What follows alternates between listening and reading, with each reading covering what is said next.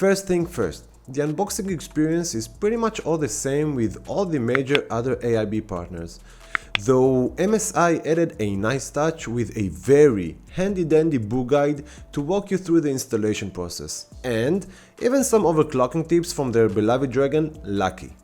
My first impression from this card is how big it is. This card will set you back 2.5 PCI Express slots, and you need to watch out for your case clearance since this is a whopping 345mm card. MSI also providing anti-sag bracket to make sure this behemoth of a card won't have too much sag.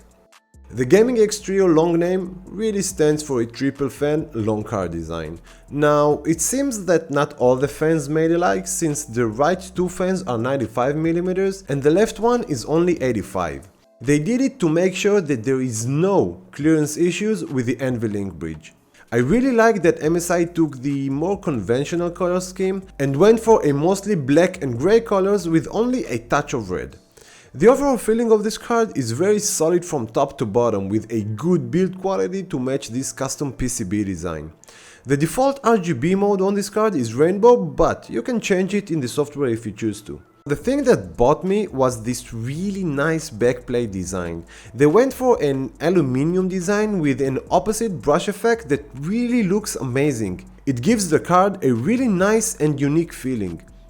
Now, enough of that. Let's compare it to the AORUS 2080 Xtreme Edition, and I also threw in my 1080 Strix OC numbers.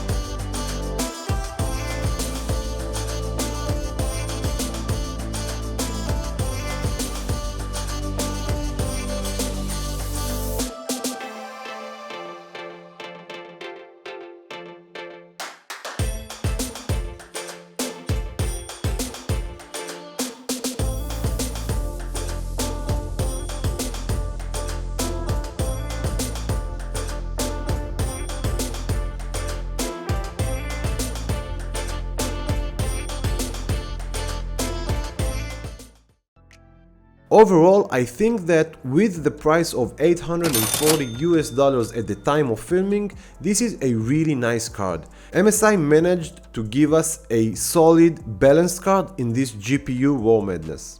That's it for today, guys. If you like this video, make sure to give it a thumbs up and hit that subscribe button. Thank you all for watching, and I will see you in the next one.